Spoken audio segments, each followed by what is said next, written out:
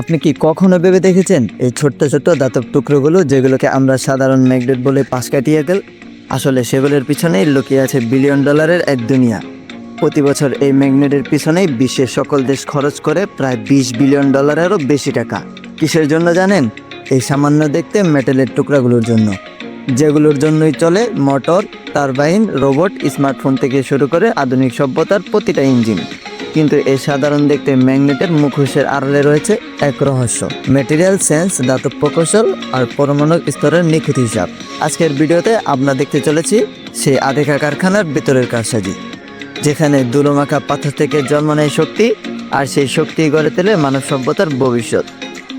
Magnet জন্ম শুরু হয় বহু কিলোমিটার মাটির নিচ থেকে, যেখানে লোহার সাথে মিশে থাকে বিরল খনিজ নিউডিয়াম, বুরন, স্ট্যান্টিয়াম। এগুলোকে খুঁজে বের করতে জিওলজিক্যাল ইঞ্জিনিয়াররা মাটির প্রতিটা স্তর স্ক্যান করে একদম নিখুঁতভাবে, আর টার্গেট করে ঠিক সেই জায়গাটাই। তারপর শুরু হয় বিশেষ হিসাব করে বিস্ফোরণ করা। সত্যি বলতে এই বিস্ফোরণটা দেখতে যেন মনোমুগ্ধকর, একদম সঠিকভাবে শুরু থেকে শেষ পর্যন্ত বিস্ফোরিত হচ্ছে। তবে এ জায়গায় মনে রাখতে হবে, এটা কিন্তু লোহার খনি নয়। এখানে ভুল হলে পুরো খনিজ নষ্ট হয়ে যেতে পারে। তাই বিস্ফোরণের পর পাথরের বড় বড় ব্লক ঠিক যেভাবে থাকে সেভাবেই তুলে আনা হয়। তারপর বিশাল ট্রাক আর কনভেয়ার বেল্টে করে ব্লকগুলো চলে যায় সংগ্রহশালায়। এখানে আরও একটু বাড়তি সতর্ক থাকতে হয়, কারণ এই ধরনের খনিজে কখনো কখনো থাকতে পারে ইউরেনিয়াম বা থেরিয়ামের ক্ষতিকর কণা। এই জন্য তাদেরকে বাতাস পর্যন্ত নিজেদের নিয়ন্ত্রণে রাখতে হয়। পরের স্তর যেন আরও চমকপ্রদ। ফ্যাক্টরিতে পৌঁছানো মাত্রই শুরু হয় পরিষ্কার করা। গুরুত্ব এই মেশিনের সাহায্যে ভিতরের ধুলো, কাদা সব কিছুই যেন আলাদা করে ফেলে নিমিষেই। তারপর পাথরগুলো ঢুকে যায় বল মিল আর জেট মিলে। 4 থেকে 6 ঘন্টা ধরে 20 থেকে 30 আরপিএম গতিতে ঘুরতে থাকা এই বিশাল ব্লক পরিণত হয় মাত্র 3 থেকে 10 মাইক্রন আকারের সূক্ষ্ম গুঁড়োতে, একদম বালু কণার থেকেও নিখুঁত। তারপর তাপমাত্রা 180 ডিগ্রি ফারেনহাইট রাখা হয়। এই জায়গায় সবসময় খেয়াল রাখতে হয় তাপমাত্রা যেন একটু বেড়ে না যায়, কারণ তাপমাত্রা বাড়ার সঙ্গে সঙ্গেই খনিজের চৌম্বক শক্তি নষ্ট হয়ে যেতে পারে। পরের ধাপ ঠান্ডা করা। তারপর বহু স্তর বিশিষ্ট স্টিলের চাকিনিতে আলাদা করা হয় এই গুঁড়োগুলোকে। এবার শুরু হয় সেই বৈজ্ঞানিক জাদু, ফ্লোটেকশন। পাউডার মিশে যায় পানির সাথে, যোগ হয় কিছু বিশেষ রাসায়নিক। যখন বাতাস ঢুকানো হয়, অমূল্য খনিজ কণাগুলো বুদবুদের সাথে লেগে ধীরে ধীরে উপরে উঠে আসে, আর মোটা মোটা বালি পাথর নিচে বসে যায়। এই পুরো প্রক্রিয়ায় চলে সিল করা ট্যাঙ্কে, যেখানে রাসায়নিক ধুলো সব কিছুই নজরদারিতে থাকে। একটুও ফাঁক থাকলে পুরো ট্যাঙ্কের খনিজেই সমস্ত কিছু নষ্ট। এখন শুরু হয় সেই আসল চমক, মিশ্রণ করা, যা নির্ণয় করে চুম্বক কতদিন কার্যকারী হবে, কতটা শক্তিশালী হবে। এখানে বিশুদ্ধ পাউডারগুলোকে ওজন করা হয় একদম নিখুঁত অনুপাতে। এনবি-ফেপ ম্যাগনেট হলে এক ধরনের রাসায়নিক ব্যবহার করা হয়, আবার ফুরাইট ম্যাগনেট হলে আরেক ধরনের রাসায়নিক মিশ্রণ করা হয় এদের সঙ্গে। এখানে একটুও কম বেশি হলে ম্যাগনেটের পুরো শক্তি নষ্ট হয়ে যেতে পারে, তাই এগুলোকে রাখা হয় পুরোপুরি সিল করা চেম্বারে।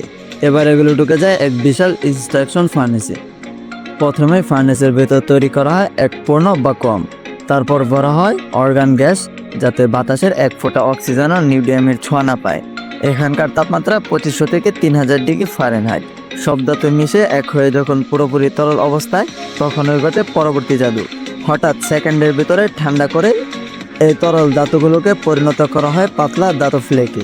এতে তৈরি হয় নিখুঁত ক্রিয়েট স্ট্রাকচার। কি ভাবছেন চুম্বক তৈরি এখানেই শেষ? না, আসল চমক এখনও বাকি রয়েছে। স্ট্রাকচারগুলো আবারও গলানো হয় অক্সিজেন শূন্য পরিবেশে। পাউডারটা দেখতে কালচে ধূসর, কিন্তু ভেতরে লুকিয়ে আছে মহাশক্তি। এভাবেই এই পাউডারগুলো ঢুকে স্টিল মোল্ডে। একই সাথে এর উপর পরে কয়েক টেসলা চুম্বক শক্তির ক্ষেত্র। মাইক্রোস্কোপ লক্ষ লক্ষ কণা নিজেদের ঘুরিয়ে একই দিকে লাইনে দাঁড়িয়ে যায়, যেন হাজার হাজার কম্পাস একসঙ্গে একদিকে তাকিয়ে আছে। এই কয়েক সেকেন্ডের লাইনে দাঁড়ানোটাই ম্যাগনেটের আসল শক্তির ভিত্তি। এবার শুরু হয় এগুলোকে পরীক্ষা করা। এই ব্লকগুলো দেখতে শক্ত হলেও ভাঙার জন্য যেন সামান্য চাপই যথেষ্ট। তাই এগুলোকে ঢুকানো হয় সিল করা এক ফার্নেসে। এখানে তাপমাত্রা 2200 থেকে 2400 ডিগ্রি ফারেনহাইট। কয়েক ঘন্টা ধরে এই তাপমাত্রার ভিতরে রেখে দেওয়া হয়। ভেতরের কণাগুলো ধীরে ধীরে গলে গিয়ে একটির সাথে আরেকটি জুড়ে যায়। ফাঁকা জায়গা শেষ, গঠন একেবারে ঘন। তারপরে ধীরে ধীরে ঠান্ডা করে পুরো স্ট্রাকচার লক করা হয়। এবার শুরু হয় অন্য চমক, ডায়মন্ড ব্লেড আর লেজার ব্লকগুলোকে কেটে ফেলে মাইক্রো প্রিসিশনে। তারপর দেওয়া হয় নিকেল, জিঙ্কস আর এপক্সি কোটিং। কারণ এনবি ফ্রেম ম্যাগনেট অক্সিজেন দেখলে নষ্ট হয়ে যাওয়ার সম্ভাবনা খুব বেশি। এবার শুরু হয় চূড়ান্ত ম্যাগনেটাইজেশন। এই পর্যন্ত ম্যাগনেটগুলো একদম নিষ্ক্রিয়, কোনো উত্তর দক্ষিণ মোড় নেই। এবার এগুলো ঢুকে পালস ম্যাগনেটাইজেশনে 1 থেকে 5 মিলি সেকেন্ডের ভিতর 2000 থেকে 3000 ডিগ্রি ভোল্ট ডিসকাস করে তৈরি করে এক চুম্বক ক্ষেত্র, যা 2 থেকে 4 টেসলার সমান শক্তি। এই এক ঝটকাতেই সকল চৌম্বকগুলো একদিকে লম্বালম্বি হয়ে ম্যাগনেটের জন্ম সম্পন্ন করে। এবার শুরু হয় লাস্ট পরীক্ষা। প্রতিটা ম্যাগনেট পরীক্ষা করা হয়, তাপ সহনশীলতা, ক্ষয়রোধ, শক্তি সবকিছু। তারপর আলাদা করে প্যাক করে বিশেষ বক্সে সিল করা হয়, যেন পরিবহনের সময় একে অপরকে টেনে ভেঙে না ফেলে। এভাবেই পৃথিবীর গভীর অন্ধকার থেকে শুরু হওয়া যাত্রা শেষে পৌঁছায় ইলেকট্রিক গাড়ির মোটরে, রোবোটিক বাহতে, উইন্ড টারবাইনে। একটা ছোট ম্যাগনেট কিন্তু পুরো আধুনিক পৃথিবীর আদিশরী স্পন্দন। হ্যাঁ, আজকের গল্প এখানেই শেষ। ভিডিওটি ভালো লাগলে লাইক করতে পারেন, কমেন্ট করতে পারেন আপনার মতামত। আর এমন রোমাঞ্চকর আনকমন ভিডিও দেখতে সাবস্ক্রাইব করে পাশে থাকা বেল আইকনটি বাজিয়ে দিন। দেখা হবে অন্য কোনো রহস্যময় ভিডিওতে। ততক্ষণ ভালো থাকেন। আল্লাহ হাফেজ।